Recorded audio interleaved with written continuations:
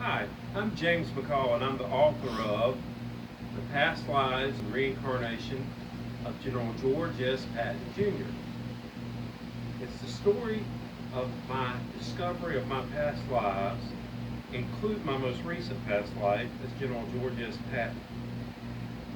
But my story begins in childhood with dreams and what I now know are spontaneous past life recall visions.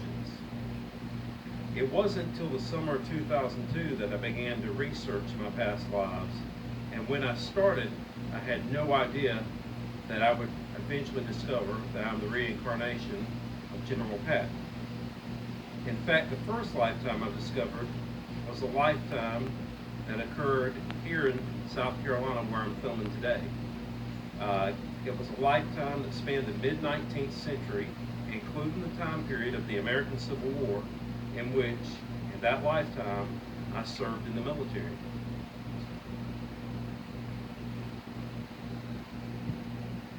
I have a friend with me today who's going to interview me by asking a few questions. So I guess at this point we'll go ahead and get started. So, in the beginning, you mentioned Dr. Simku.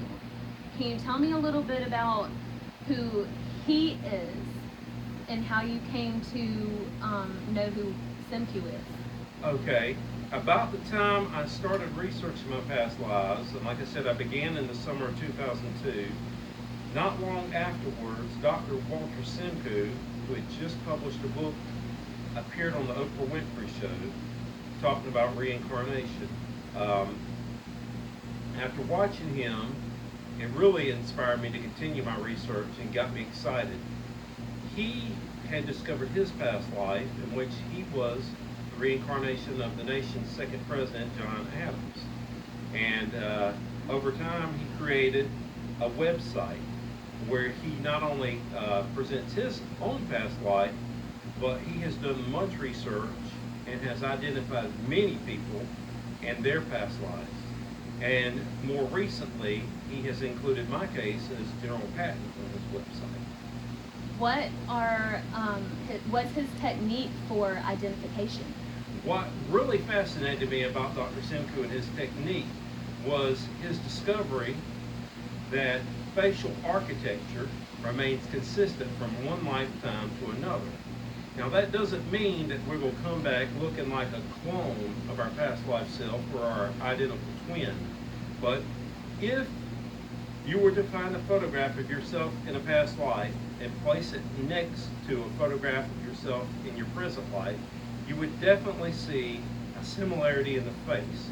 That similarity would be the bone structure. The bone structure of the face remains consistent from one lifetime to another. Now, a lot of people ask, well, can't you change race? Can't you change sex? Yes, you can. Sometimes people have come back African American in one lifetime, white in another. Sometimes you've been male. Sometimes they come back as the opposite sex of the female. But the shape of the face will remain consistent. And Dr. Simku, that day on the Oprah Winfrey Show, happened to show Oprah in her past life during the time of the American Revolution. And in that lifetime, she had been a white male. But when you looked at that white male's face next to her face in her present incarnation, you could tell it was the same person by the shape of the face. The bone structure remained the same. Okay. And then you also mentioned another gentleman by the name of Paul. Can you tell me a little bit about Paul and Paul who he Von is? Ward is a gentleman that lived in Georgia at the time I met him, and he was also doing reincarnation research around the same time that Dr. Walter Simku was, and they had come to the same conclusion that facial architecture remains consistent from one lifetime to another. I don't have Paul's research right here in front of me, so I'm going off the top of my head, but he had other factors he looked for besides the facial architecture. Both Walter Simku and Paul Von Ward would not start with, here's a picture of somebody that looks like me now, so thus I am that person. That's not how they did their research. But in the end, once you determine your past life and you look at the person you believe that you were in the previous lifetime, you should definitely see a similarity of face. But they look at other things too, such as personality characteristics that carry over, inclinations. One that comes to mind for myself is academic inclinations. I'll use the Patton lifetime since that's one that I have a lot of information to go on for comparison. General Patton was very good in history. It was his best subject, and in my present lifetime, long before I discovered my incarnation as General Patton, history was always my best subject, where I scored the highest and had to study the least. My worst academic subject in my present lifetime was mathematics, particularly higher level mathematics such as algebra. I failed an algebra class in high school in the 10th grade and had to take it over in summer school. And I discovered in my research that Patton had also failed a mathematics class, and I believe it may have been algebra as well, when he was a student at West Point and had to take it over as well. What are some of the tactics that Paul uses to identify folks in their past lives? Well, he had a survey or some paperwork he'd have them fill out, and it would talk about their personalities and and it went into the emotional state, their taste, their hobbies, and I would say whatever they were good at talents. And sometimes, a lot of times, I'll say talents can transfer from one lifetime to another. And you had a personal experience with Paul when you visited him, correct? Yes, when I traveled to Georgia and visited him in April 2015, he used biometrics. He took a photograph of me from one of my previous lifetimes and measured the facial architecture by specific points on the face, and then using a photograph of my face in my present incarnation, he took the same measurements and found that they were consistent within 97.7%. And he said that showed at that level of consistency that it was a correct past life identification based on the facial bone structure. And he was, didn't he do some military work as well? Yes, his background was he had been in the Navy, and from what I've been told, he had been in the CIA and had used biometrics in what he was doing at that time with the CIA. So he was well adjusted to identifying people based on other things than just being able to see them in front of them. Yes, correct. And he had experience prior to applying that to reincarnation research for other purposes. That Wonderful. is correct. So why don't we talk a little bit about Patton? What were some of his accomplishments and personality traits? He was a lover of history and of genealogy. He loved to read. He was a very successful general. He saw service prior to World War II, which he's most famous for. He had been in the punitive Mexican expedition of 1916 with General Pershing, and then he followed General Pershing to France, where he was during World War I. Of course, Patton remained in the Army in the peacetime years between the two world wars, and then he really became famous and is known today for his accomplishments during the Second World War. He led the 7th Army first in North Africa, and then later he led the 3rd Army across France and into Germany in the last year of the war. So what would you say are some notable similarities between you and Patton that have carried over into this life? Well, some of the lesser ones would be that just caught my attention was that he had a sweet tooth, and he writes about this in his diary and in letters to his father and various members of his family. And I have a big sweet tooth today. That's a small thing, but he was also very passionate about history and genealogy, which I am as well. Like I said, it was his best subject. And he also believed in reincarnation and had metaphysical experiences the same as I have had in this lifetime.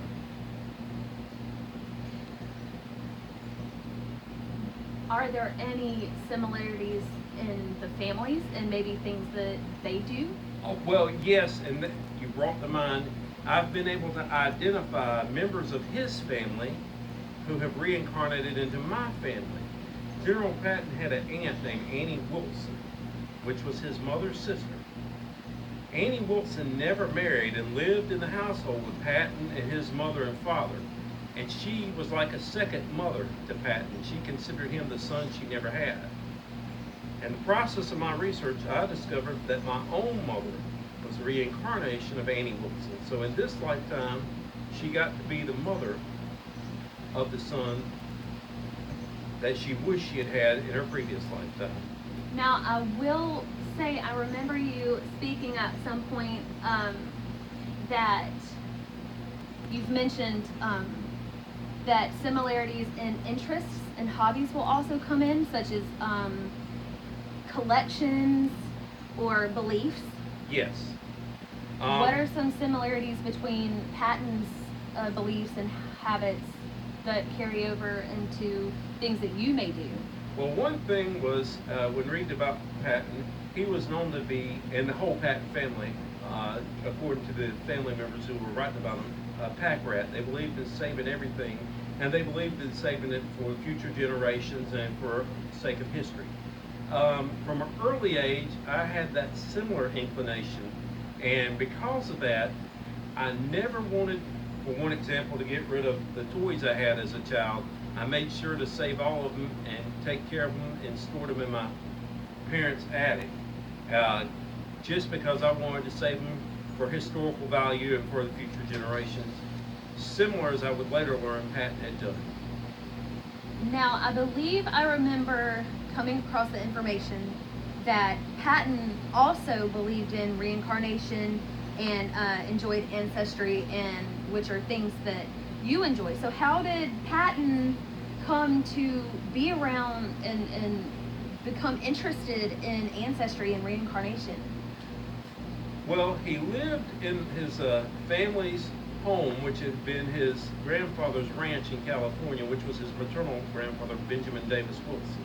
So he grew up in that environment, but also the Pattons had come to California from Virginia after the Civil War, and his father and the whole Patton family were very proud of their family history and often told stories and had heirlooms that they would bring out and show.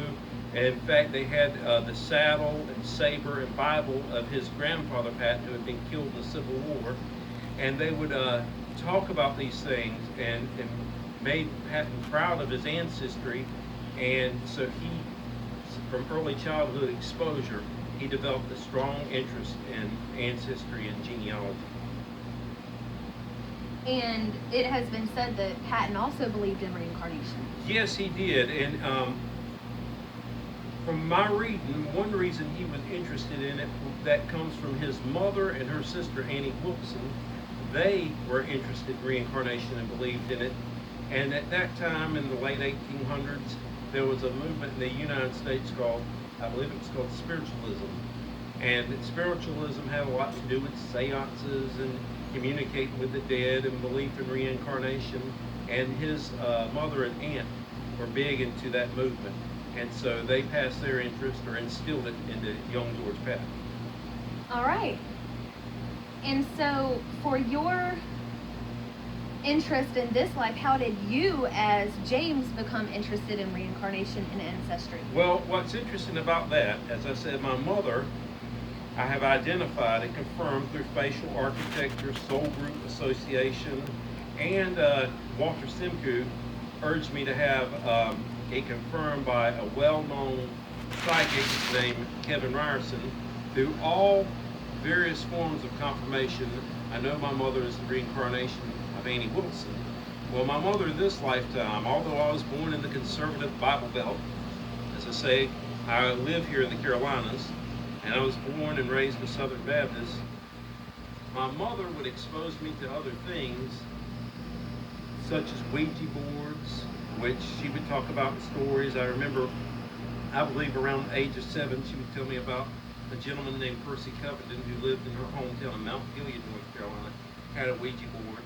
And every time she would go over to visit him and his wife, he would insist that she sit down and have a session with him with the Ouija board. Okay. So, with you believing that you were Patton's reincarnation, why are you, if he, since he was heavily into the military, how did you become, how did you become James in your shoes today? Well, I think there's a twofold answer. At the time of Patton's death, I believe he had become frustrated with the military or disheartened by what was happening after the war. One, he thought that the United States, and I guess you could say the allies of Western Europe, should take a firmer stance against the spread of communism. And he didn't see that was going to happen, and he was frustrated. And then he thought that he had worked hard and gave his best for service to his country, and that once his service was done and they no longer needed him, that he was being just tossed to the side and disregarded, and that he felt frustrated and disheartened over it. And if he had lived, he was going home, he was resigning or retiring from the military and considering perhaps pursuing political office. So he died kind of feeling frustrated with the military. And then I was born during the time of the Vietnam War, and my mother's youngest brother had just returned from Vietnam about a few months before I was born.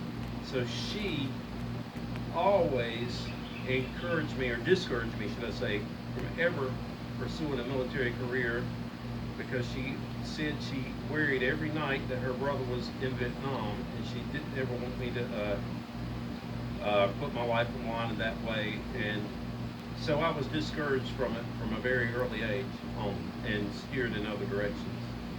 In what ways does your life now relate to the life as Patton, in terms of perhaps career? Well, I've had a long talk with Dr. Walter Simcoe about it, and he has had thoughts on it, and he has consulted with the psychic Kevin Ryerson, and they believe that my present life's path and career choice were karmic related, and specifically related to the slapping incidents that almost brought Patton's career to an end during the Sicily invasion of 1943. And that what I'm here to learn now is patience and tolerance for those who are handicapped or disabled. Excellent.